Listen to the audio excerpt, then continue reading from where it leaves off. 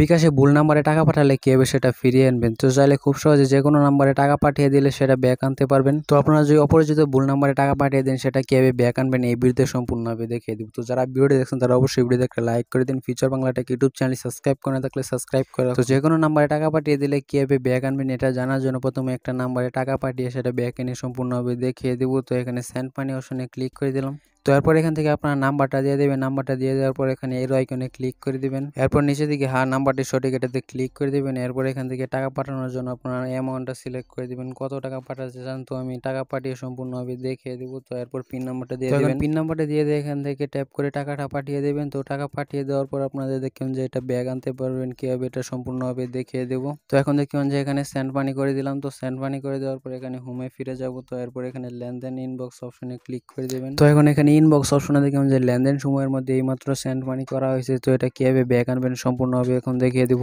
তো এই জন্য হোম অপশনে চলে আসার পর আবার সেন্ড মানি অপশনে ক্লিক করে দিবেন। তো সেন্ড মানি অপশনে ক্লিক করে দেওয়ার পর দেখবেন যে এইমাত্র এই নাম্বারটা চলে এসেছে যে নাম্বারে টাকা পাঠিয়েছেন। তো এখানে বাতিল নামে একটা অপশন রয়েছে, এখানে বাতিল অপশনে ক্লিক করে দিবেন। তো এই অপশনটা আপনাদের ওই সময় আসবে যাদের নাম্বারে বিকাশ অ্যাকাউন্ট খোলা নেই, যে নাম্বারে টাকা পাঠিয়েছেন ওই নাম্বারে বিকাশ অ্যাকাউন্ট খোলা না থাকলে এই বাতিল অপশনটা চলে আসবে। এখন বাতিল অপশনে ক্লিক করে দিবেন। এরপর দেখবেন যে আপনি কি সেন্ড মানি রিকোয়েস্টটি বাতিল করতে চান। তারপর অপশনে ক্লিক করে দেবেন। এরপর দেখবেন যে আপনাদের বাতিল হয়ে যাবে। এখন দেখবেন যে রিকোয়েস্ট অ্যাকসেপ্ট করেছে এবং টাকাটা চলে আসছে। তো এখন লেনদেন অপশনে চলে যাওয়ার পর দেখবেন যে এইমাত্র আবার ইনবক্সের টাকাটা চলে আসছে। তো এখন লেনদেন সম্বন্ধে চলে যাওয়ার পর দেখবেন যে সেন্ড মানি রিভার্সাল এইমাত্র আবার টাকাটা ব্যাক হয়ে চলে আসছে, সেন্ড মানি ক্যান্সেল হয়ে। তো এই নিয়মটি ফলো করে চাইলে খুব সহজে যে কোনো নাম্বারে ভুল করে টাকা চলে গেলে সেটা ব্যাক আনতে পারবেন। তো যারা ভিডিও দেখছেন তারা অবশ্যই ভিডিও দেখে লাইক করে দিন। চ্যানেলটি সাবস্ক্রাইব করে থাকলে পরবর্তীতে আকর্ষণীয় ভিডিও পেতে চ্যানেলটি সাবস্ক্রাইব করে সকলকে ধন্যবাদ ভিডিওটি দেখার।